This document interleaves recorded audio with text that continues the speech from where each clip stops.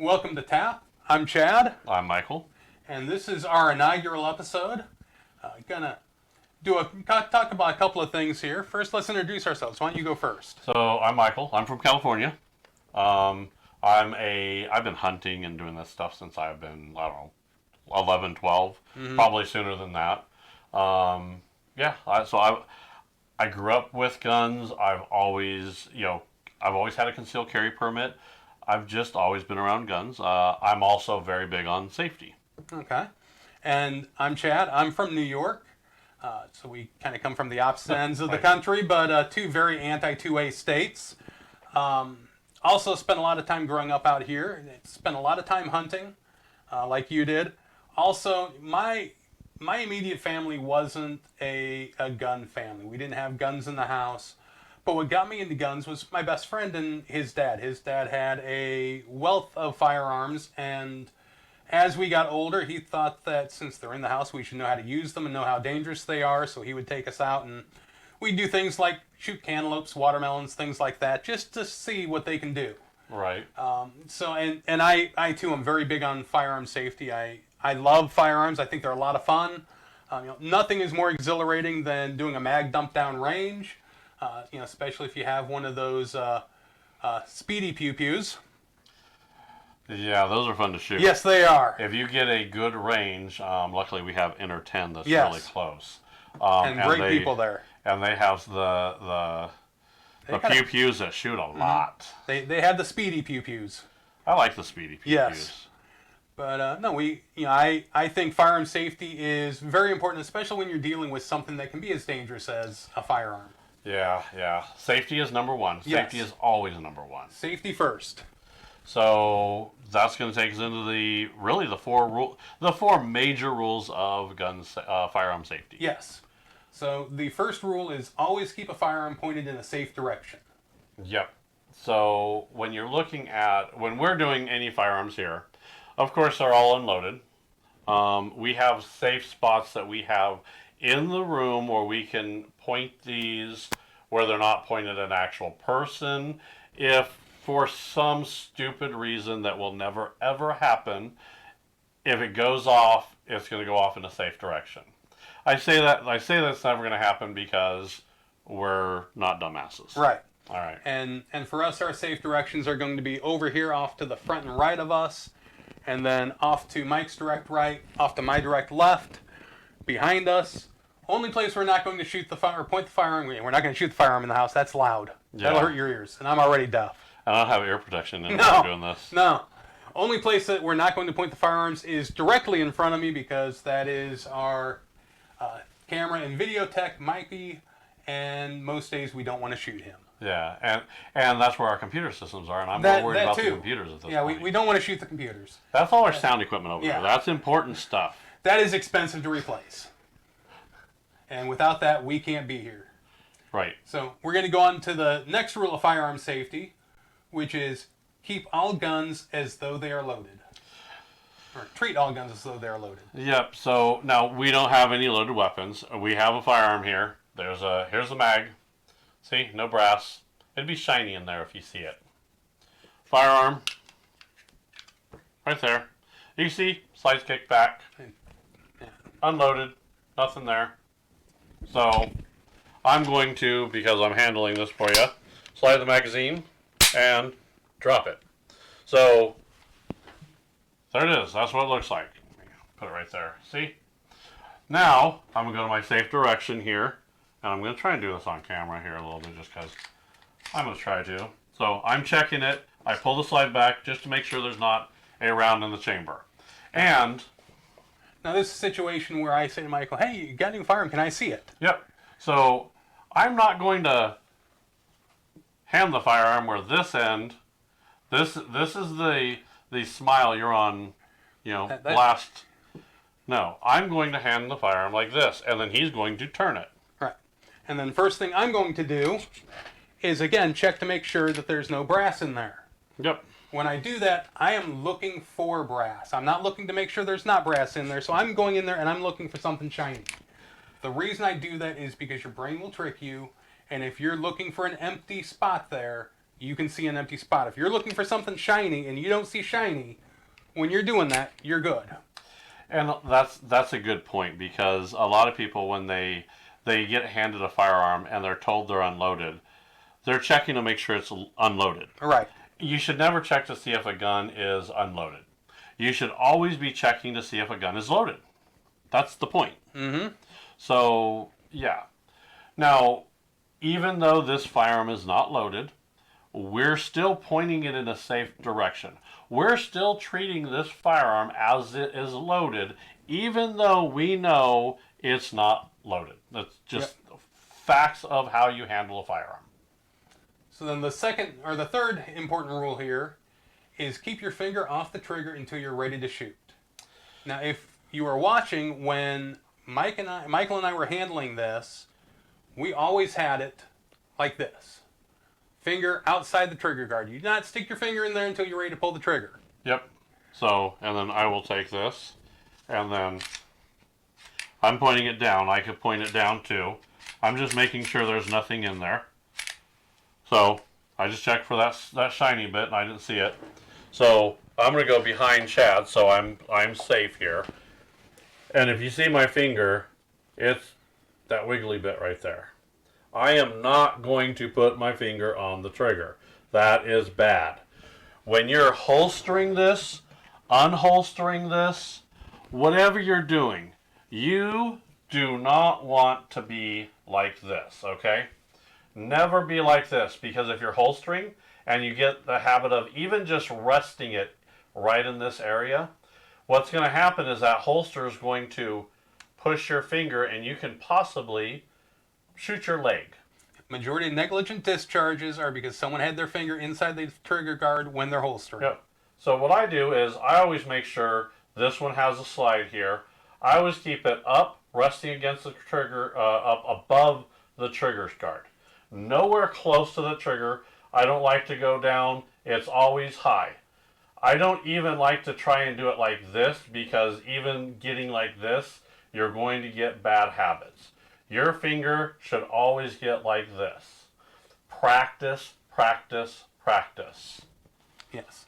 And anytime you're handling a firearm, like we've said, even if you know it is completely 100% loaded or 100% unloaded, treat it like it's loaded, and don't put your finger in the trigger guard. Not until you're pointing downrange in a safe direction and ready to fire. That's 3.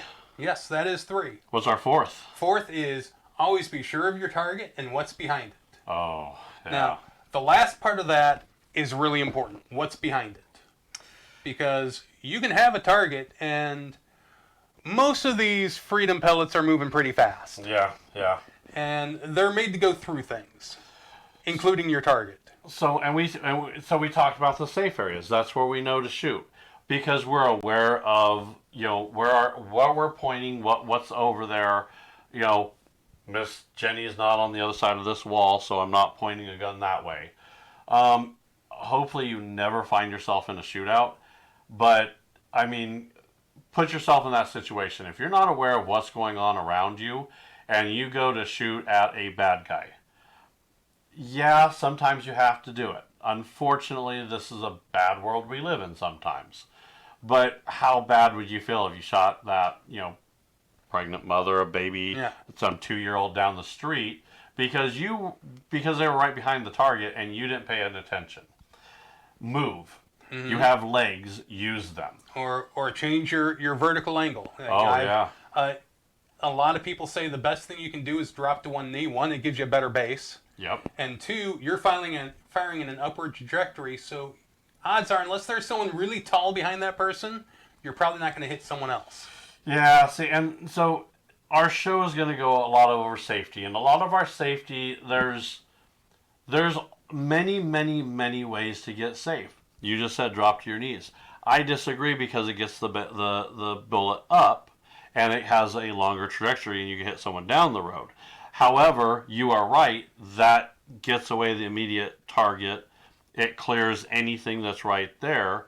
It does get you a good base. It really does. And the thought process behind that, with research that I've done, is if you do fire at a target at an upward angle, by the time that round gets through the target and then keeps going up, it's going to lose everything, so that when it comes down, it's going to be like if you threw a penny at someone. Yeah, yeah. So, but whatever you do, make sure you know what's behind that target, because Yeah. you don't want to be responsible for taking out the threat, which, great, good job, that's what you do, but then hitting little Jenny behind the threat. Poor little Jenny. Yeah, Jenny's getting beat up this show. Yeah. Oh well, that happens. Yeah. So we do have a couple of additions to this, one of which we talked about, and that was when you're checking the chamber, making sure to look for a round, not to look for the absence of a round. Yeah. There's also another one that I really believe in, and that's never hand a firearm to someone who doesn't have a basic idea as to how to handle one. Yeah. Not everybody knows how to handle a gun. Right. And I have had to grab a gun out of people's hands before because they were doing the "woo, look." Yeah. So, and that's happened to me too. Now, don't get me wrong. A lot of these firearms, this has Canic on the bottom right here. God, when you see someone just being an idiot, and especially if they told you they knew what the hell they're doing, and they're an idiot, I almost want to take this and then just stamp that right on their forehead. Look, dumbass. Sorry, that's me. But no. I'm right there with you. There's so many indications when a firearm, even when it's unloaded, you don't point it at someone and you go, look, I'm an idiot. See, I can't even be an idiot because I can't point it at the right person. I mean, come on. Now, here's the other thing. I'm a big Darwinism. Mm-hmm. Never, ever, ever, ever, ever, ever, ever look down the barrel of a firearm. No, that's why you look in the chamber. Besides, if you look down the barrel, way, not this way. If you look down the barrel, you're not going to see anything but dark anyway. Right. Now, if you kick it open, and you know what? I've looked down the barrel when it's been disassembled, and I just have the barrel in my hand. When you just have the barrel and that's it.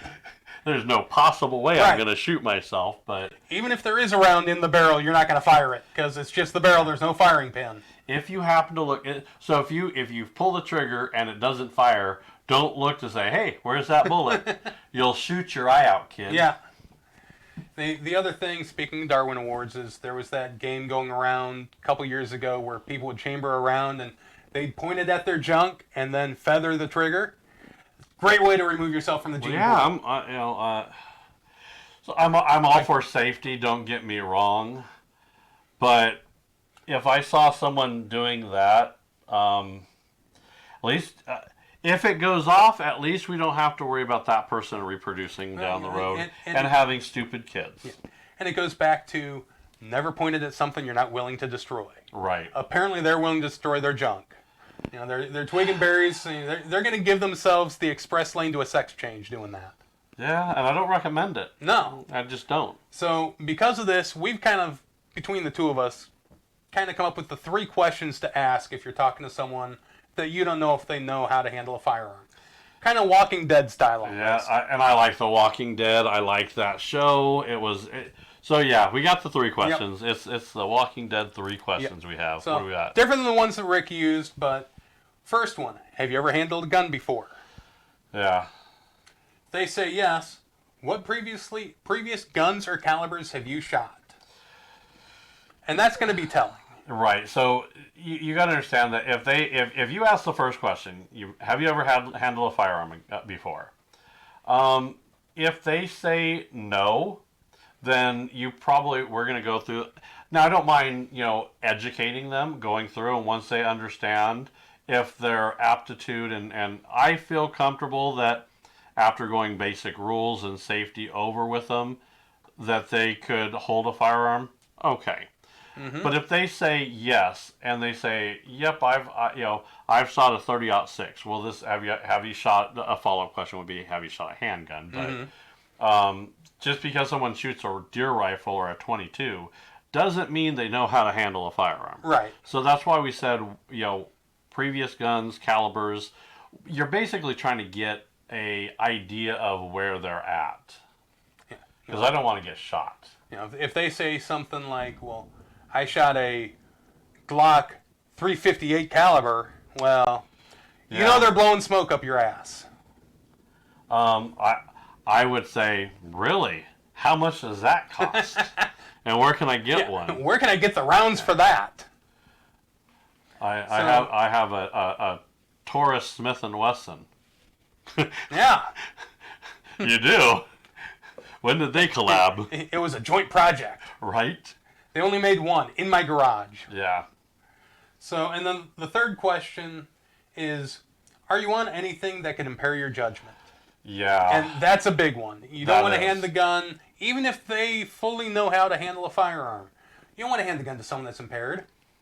You know, whether it be alcohol, drugs, sleeping medication, whatever it is.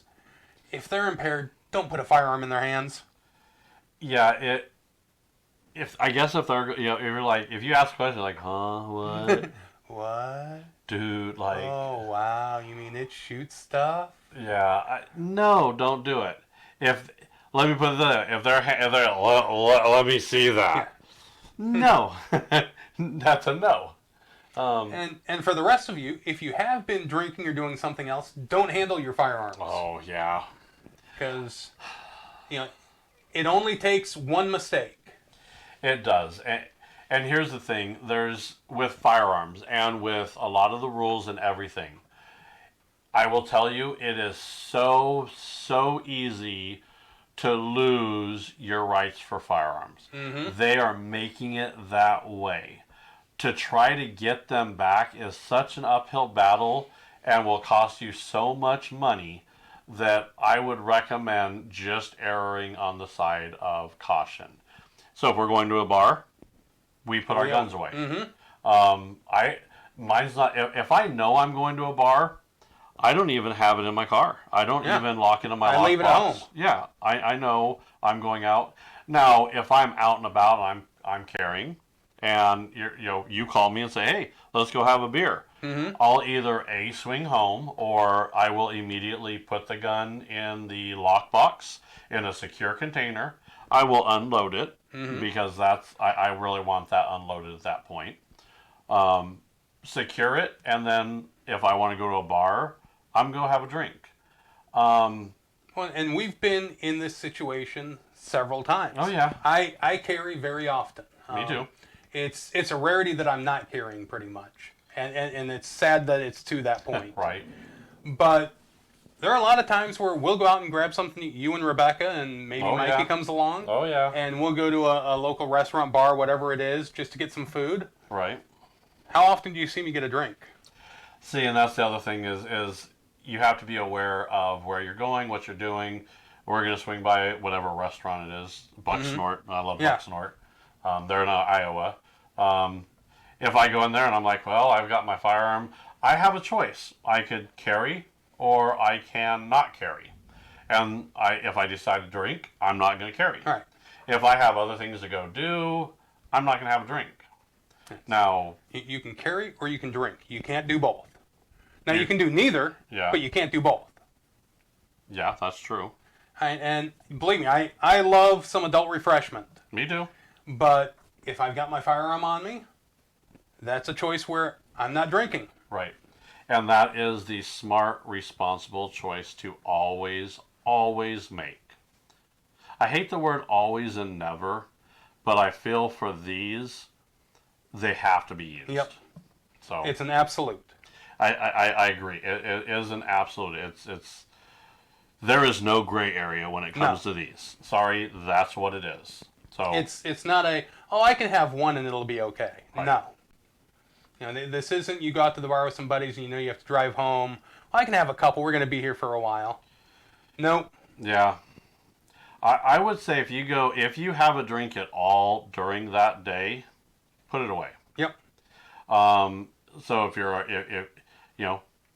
happy hour, you can carry all the way up to happy hour, then put it away. Mm-hmm. After happy hour, you're done until you get some sleep. And I think that's kind of my rule. That's mine too. Is it? Mm-hmm. Okay, I didn't know. I didn't realize that was your rule. If I'm carrying, great. If I decide I'm going to go drink, the gun goes away. It gets secured at home. Yep. And then I go drink. I don't touch that gun again until the next day, and I've had a good night's sleep, and everything's out of my system. Yeah, yeah. See, And always rule. and you know, even this last Saturday, we went out. We all had a good time. Had Yeah. some drinks. I did not touch my firearms, any of them, all day Sunday, Yeah. just because I drank a decent amount the last night, and I didn't want to Oh. even have that chance. So See, even a hangover can have you it can impair impaired. you some. So, yeah, I would say don't operate a vehicle when you're doing that. I will tell you, if you don't think you could operate a vehicle, don't operate a You firearm. definitely can't operate a firearm. Even if you think you can operate a vehicle, still don't operate a firearm. Because- All you need is a DUI and a gun charge. Yeah, because I will tell you, if you get pulled over, and first off, if you're carrying and you get pulled over, at least in our state, you have to notify that officer that you have a firearm on you. Or a right to notify. Required to notify, not right. Required to notify. Oh, yeah. So at that point, they're going to secure your firearm, and then if they get the hint of alcohol, forget it. They're going to run you through every test until they can pin something on you. Yeah, be smart. Just be smart. And that's our public service announcement: is be smart. Don't be stupid. Yeah. Stupid gets you killed with firearms, Yeah. or someone else killed. Yeah. I'm very, very particular over rules. I do like the safety. So, yeah, pretty cool. I think that kind of takes us through everything with the firearm safety rules. First show. Yeah, the inaugural one. Yeah. There'll be more of them. We did touch on some things here when we were going over the firearm safety rules and some of the conversation that we have that'll be future episodes. Especially when we're talking about someone not having handled a firearm, we're planning on doing one that's introducing someone to firearms and how to get them to have that love of firearms that we all have. Oh, yeah. Yeah. We go, it's right here. Yep. We're going to be doing a review of this little puppy Yep. right here, as well as more. So you might get a first look on this one here. In fact, we do have that coming up. Yeah, that is coming up. Yeah. So I think that's going to wrap it up for us. And we'll see you next time. Yep. Make sure you always be safe and shoot straight. Yep. Your turn to clean it. All right.